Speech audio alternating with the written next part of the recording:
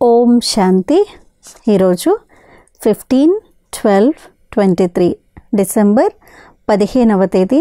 ఈరోజు బాబ్దాదా యొక్క ఆగమనం జరిగేటువంటి రోజు కాబట్టి ఉదయం నుండినే బాబాని పదే పదే మనము ఆహ్వానిస్తూ బాబా యొక్క ప్రేమలో నిమగ్నం అవుతూ మరి సాయంత్రం కూడా బాబ్దాదాని మనం అవ్యక్త రూపంలో కలుద్దాము మరియు బాబా యొక్క మహావాక్యాల్ని విందాము. మరి రోజు బాబా యొక్క సాకార రూపంలోని మధురమైన మహావాక్యాల్ని విందాము. మధురమైన పిల్లలు, ఇది రచింపబడి ఉన్న అనాది డ్రామా. ఈ డ్రామాలో ప్రతి ఒక్క నటుని పాత్ర నిశ్చితమై ఉంది. మోక్షం ఎవ్వరికీ లభించజాలదు. ఇది రచింపబడి ఉన్న అనాది డ్రామా. ఈ డ్రామాలో ప్రతి ఒక్క నటుని పాత్ర నిశ్చితమై ఫిక్స్ అయి ఉంది. మోక్షం ఎవ్వరికీ లభించజాలదు. ఈరోజు ప్రశ్న, శివ్ బాబా అశరీరి అయినా వారు శరీరంలోకి ఎందుకు వస్తారు? వారు వచ్చి ఏ పని చేస్తారు మరియు ఏ పని చేయరు? ఏం చేస్తారు, ఏం చేయరు? జవాబు, పిల్లలు, నేను పిల్లలైన మీకు కేవలం మురళి వినిపించేందుకు ఈ శరీరంలోకి వస్తాను. నేను మురళి వినిపించే పనినే చేస్తాను. నేను తినేందుకు త్రాగేందుకు రాను. మీకు కొత్త రాజధానిని ఇచ్చేందుకు నేను వచ్చాను. ఇతడి ఆత్మ మాత్రమే రుచి చూస్తుంది అని బాబా చెప్తారు. నేను రుచి చూడను, బ్రహ్మ ఆత్మనే రుచి చూస్తుంది. ఈరోజు పాట, ఆకాశ సింహాసనాన్ని వదిలిరా, చోడు బిదే ఆకాశ సింహాసన్ ఇస్ ధర్తీ పర్ ఆజారే. ఎంత చక్కటి గీతము. ఈరోజు బాబా మిలనానికి, బాబా అవతరణకి ఎంత చక్కగా కనెక్ట్ అయి ఉంది. మరి బాబా అంటున్నారు, ఓం శాంతి. వేటితోనైతే మనకు సంబంధం ఉంటుందో ఆ గీతాలని వినిపించటం జరుగుతుంది. ఆకాశంలో సింహాసనం అంటూ ఏదీ లేదు. ఈ అంతరిక్షాన్ని ఆకాశము అని అంటారు. ఆకాశతత్వంలో ఆసనం ఏది లేదు. పరంపిత పరమాత్మ ఈ ఆకాశతత్వంలో ఉండరు. పరంపిత పరమాత్మనైన నేను మరియు ఆత్మలైన మీరు ఇరువురము ఈ సూర్య చంద్ర నక్షత్రాల కన్నా అతీతంగా ఉన్నాము. దాన్ని మూలవతనము అని అంటారు. ఏ విధంగా ఇక్కడ ఆకాశంలో సూర్యచంద్రులు నక్షత్రాలు ఉన్నాయో అలాగే ఖచ్చితంగా వృక్షం వలె మహాతత్వంలో కూడా ఆత్మలుంటాయి. ఏ విధంగా తారలు ఏ ఆధారము లేకుండా ఆకాశంలో ఉన్నాయో అలాగే ఆత్మలైన మీరు మరియు పరమాత్మ అయిన తండ్రి అందరూ మూలవతనంలో ఉండేవారే. ఆధారం అనేటువంటిది లేదు. ఎక్కడ అతుక్కొని ఉన్నాయి, ఎక్కడ వేలాడబడి ఉన్నాయి అలా లేదు. ఆత్మలు పరమాత్మ పరంధామంలో నిరాధారంగా ఉన్నాయి. ఆత్మ నక్షత్రం వంటిది. జ్ఞాన సూర్యుడు, జ్ఞాన చంద్రుడు మరియు జ్ఞాన సితారలు ఉన్నారు. ఎప్పుడెప్పుడైతే దుఃఖాలు కలుగుతాయో అప్పుడు నేను వస్తాను అని అర్థం చేయించాను. పాతదాన్ని తప్పకుండా కొత్తదిగా తయారు చేయాలి. పాత దానిలోనే దుఃఖాలు ఉంటాయి. కలియుగంలో దుఃఖాలు ఉంటాయి. స్వర్గంలో అంతా సుఖమే సుఖము. మళ్ళీ నేను వచ్చి సహజ జ్ఞానాన్ని మరియు సహజ రాజయోగాన్ని నేర్పించవలసి ఉంటుంది. మీరు రండి అని అందరూ పిలుస్తారు. సింహాసనాన్ని వదిలిరా అని కృష్ణుని గూర్చి ఎవరూ చెప్పరు. కృష్ణుని గూర్చి సింహాసనం అన్న పదం శోభించదు. తాను యువరాజు కదా. చిన్నపిల్లలను తండ్రి తన ఒడిలో లేక తన పక్కనే కూర్చోపెట్టుకోవచ్చు. కానీ ఎప్పుడైతే రాజే సింహాసనం లభిస్తుందో అప్పుడే దాన్ని సింహాసనము అని అంటారు. ఆత్మలు మూలవతనంలో నక్షత్రంలా ఉంటాయని బాబా అర్థం చేయిస్తారు. మళ్ళీ అక్కడి నుండి నంబర్ వారీగా వస్తూ ఉంటారు. తారలు ఎలా పడిపోతాయో చూపిస్తారు కదా. అలాగే అక్కడి నుండి ఆత్మలు కూడా వచ్చి నేరుగా గర్భంలోకి వెళ్తాయి. ప్రతి ఒక్క ఆత్మ సతో రజో తమో గుణాలను దాటవలసి ఉంటుంది. దీన్ని బాగా నోట్ చేసుకోండి. ఏ విధంగా మొట్టమొదట లక్ష్మీనారాయణలు వస్తారో అలాగే వారు సతో రజో స్థితులను దాటుతూ పునర్జన్మలు తీసుకుంటూ తమో ప్రధాన స్థితిని పొందవలసిందే. ప్రతి ఒక్కరి పాత్ర అదే విధంగా ఉంటుంది. ఎవ్వరూ తిరిగి వెళ్ళలేరు.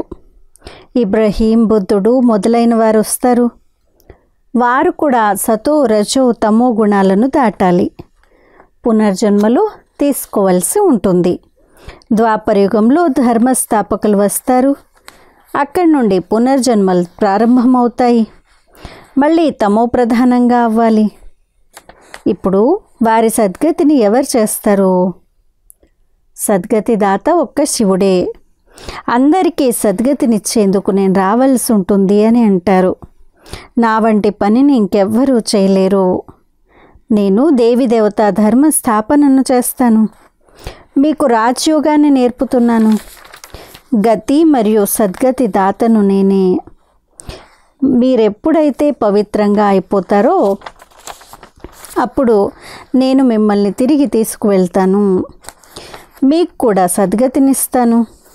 మీతో పాటు అనేక ధర్మాల వారెవరైతే ఉన్నారో ఆ ధర్మస్థాపకుల సహితంగా అందరినీ ఉద్ధరిస్తాను. మిమ్మల్ని జ్ఞానంతో సింగారం చేసి స్వర్గాధిపతులుగా లక్ష్మీ లేక నారాయణ్ని వరించేందుకు అర్హులుగా తయారు చేస్తాను. మళ్ళీ మిమ్మల్ని తిరిగి తీసుకువెళ్తాను. అందరినీ మొదట ముక్తిధామంలోకి పంపించి వేస్తాను. నేనందరి సద్గతి దాతను కూడా. ఇతర ధర్మస్థాపకులు ఎవరైతే వస్తారో వారు సద్గతినివ్వరు. వారు కేవలం తమ ధర్మస్థాపనను చేసి ఆ ధర్మాన్ని వృద్ధి చేస్తూ ఉంటారు. తమ ధర్మంలో పునర్జన్మలు తీసుకుంటూ సతో రజో తమో గుణాలలోకి వస్తారు.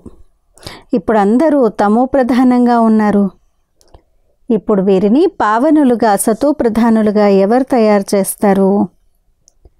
బాబా తాను స్వయమే కూర్చొని పిల్లలకు అర్థం చేయిస్తారు. భగవంతుడు వచ్చి అందరికీ సద్గతిని కూడా ఇస్తారు. భారతదేశాన్ని స్వర్గంగా కూడా తయారు చేస్తారు. జీవన్ముక్తి కొరకు రాజయోగాన్ని నేర్పిస్తారు. కావుననే బాబాకు ఇంతటి మహిమ ఉంది. గీత సర్వశాస్త్రమయి శిరోమణి. కానీ కృష్ణుని పేరును రాయడంతో భగవంతుడిని మర్చిపోయారు. భగవంతుడు సర్వుల సద్గతి దాత. కావున గీత అన్ని ధర్మాల వారి కొరకు ధర్మశాస్త్రము. అందరూ దీనిని అంగీకరించవలసిందే. సద్గతినిచ్చే శాస్త్రం ఇంకేదీ లేదు. సద్గతినిచ్చేవారు ఒక్కరే. గీత వారొక్కరిదే. పిల్లలైన మీకు సద్గతినిచ్చే జ్ఞానాన్ని ఇస్తున్నారు. గీతలో శివుని పేరు ఉన్నట్లయితే అది అన్ని ధర్మాల వారి శాస్త్రమైపోయేది. స్వయాన్ని ఆత్మగా భావిస్తూ నాతో యోగాన్ని జోడించినట్లయితే మీ వికర్మలు వినాశనం అవుతాయి మరియు మీరు నా ధామంలోకి వచ్చేస్తారు అని బాబా అందరికీ చెప్తారు. అన్ని ధర్మాల వారికి సద్గతినిచ్చేది కూడా నేనే. మిగిలిన వారంతా తమ ధర్మాలను స్థాపించేందుకు వస్తారు. మోక్షం లభించదా అని మనుషులు అడుగుతారు. అవును, లభించదు అని బాబా అంటారు. ఆత్మలు ఎవరైతే ఉన్నారో వారందరి పాత్ర డ్రామాలో రచింపబడి ఉంది. ఎవరి పాత్ర మారజాలదు. ప్రతి ఒక్కరి పూర్తి పాత్ర అనాది డ్రామాగా రచింపబడి ఉంది. డ్రామా అనాది, దానికి ఆది మధ్యాంతాలు లేవు. సృష్టి ఆది అని సత్యుగాన్ని అంటారు, మరియు అంతము అని కలియుగాన్ని అంటారు. డ్రామాకు ఆది మధ్యాంతాలు లేవు. డ్రామా ఎప్పుడు తయారైందో చెప్పలేరు. ఈ ప్రశ్న ఉత్పన్నమవ్వజాలదు. ఇతర శాస్త్రాలు ఏవైతే ఉన్నాయో వాటి నుండి ప్రతి ఒక్కరూ తమ ధర్మస్థాపనను చేసుకున్నారు. సద్గతిని పొందలేరు. వారు ధర్మస్థాపనను చేసుకున్నారు. ఆ తర్వాత వృద్ధి జరుగుతూ ఉంది. ఇవన్నీ ఎంత గుహ్యమైన పాయింట్లు. ఇవి వ్యాసం వ్రాసేవిగా ఉన్నాయి. ఇది కోతలు కోయడం కాదు. ఇది ఓటమి గెలుపుల డ్రామా. సత్యుగంలో పరమాత్మను స్మృతి చేసే అవసరం లేదు. పరమాత్మను స్మృతి చేసినట్లయితే బ్రాహ్మణులైన మమ్మల్ని వారు రచించారు అన్న విషయం కూడా అర్థం చేసుకోవాల్సి ఉంటుంది. నేను రచయితను అని మీకు సన్ముఖంగా చెప్తారు. ఇది సంగమయుగ బ్రాహ్మణుల కొత్త ప్రపంచము. పిలకను గూర్చి అయితే ఎవ్వరికీ తెలియదు.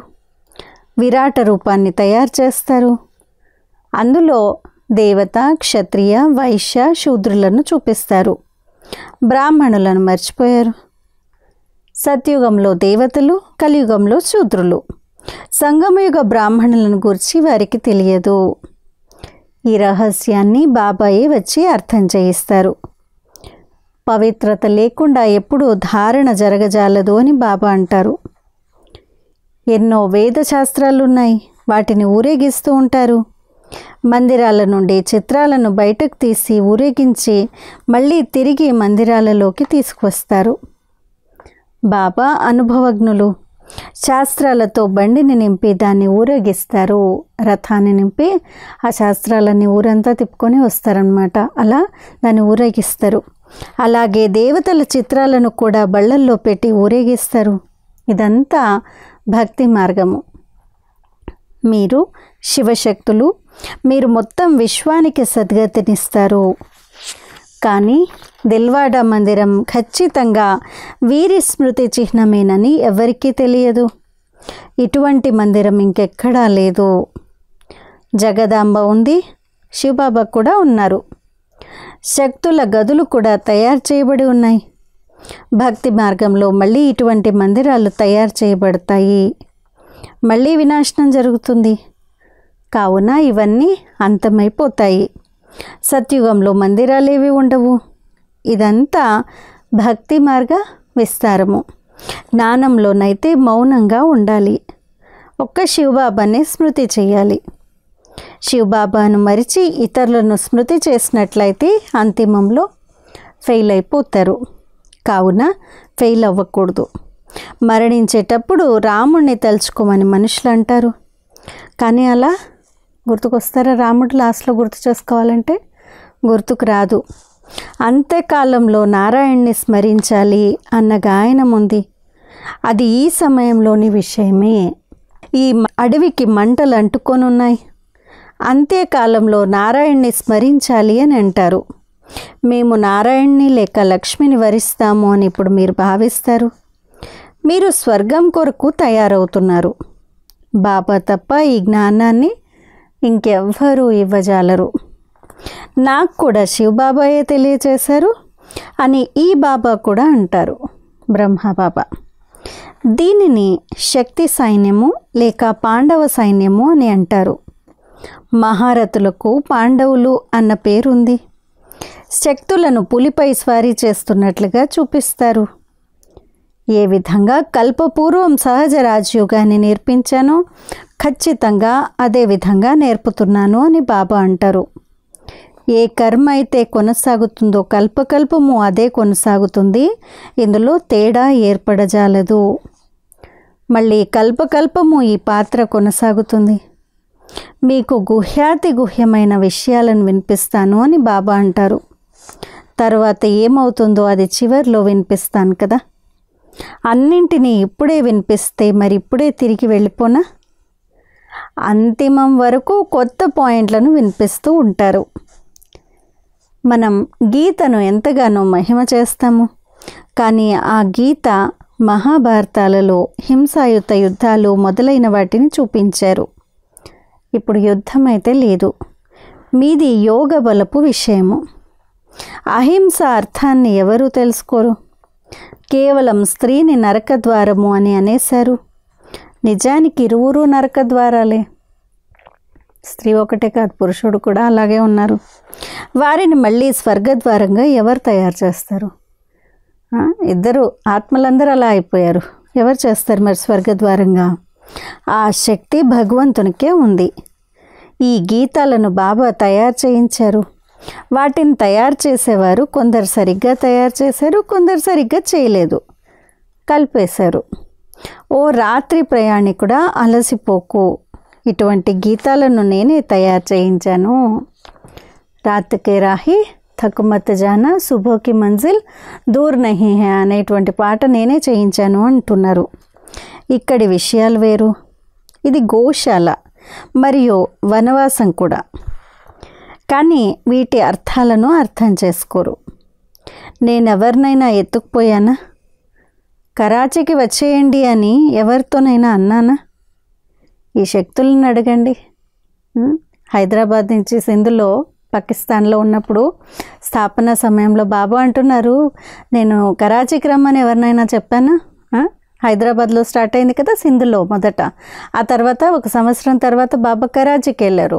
అప్పుడు ఎవరైతే ఈ జ్ఞానపానం చేయాలనుకున్నారో వాళ్ళందరూ కూడా వెళ్ళారు. సో బాబా అంటున్నారు, ఈ శక్తులను అడగండి. డ్రామాలో పాత్ర అలా ఉంది.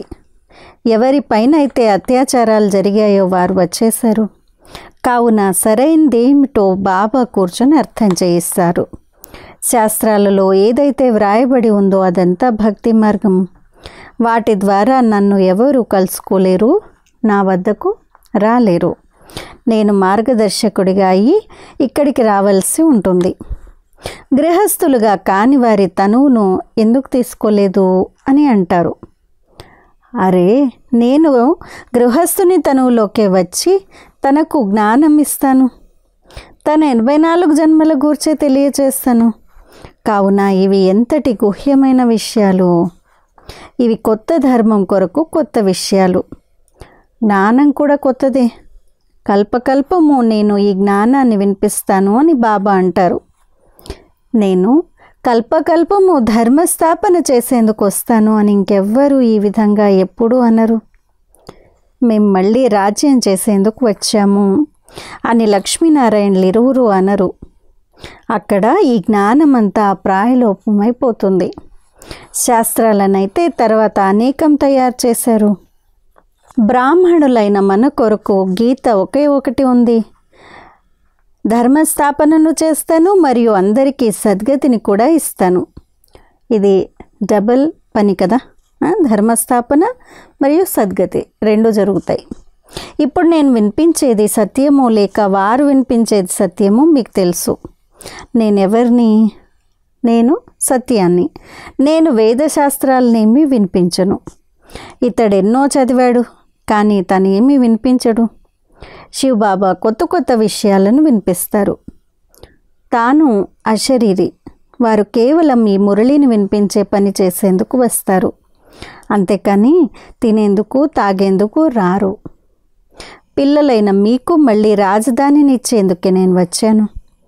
దీని రుచిని ఇతడి ఆత్మయే తీసుకుంటుంది. భోజనం యొక్క రుచి బ్రహ్మాత్మనే తీసుకుంటుంది. ప్రతి ఒక్కరి ధర్మము వేరు. వారు తమ ధర్మశాస్త్రాన్ని చదవాలి. ఇక్కడైతే ఎన్నో శాస్త్రాలను చదువుతూ ఉంటారు. ఇందులో సారమేమీ లేదు.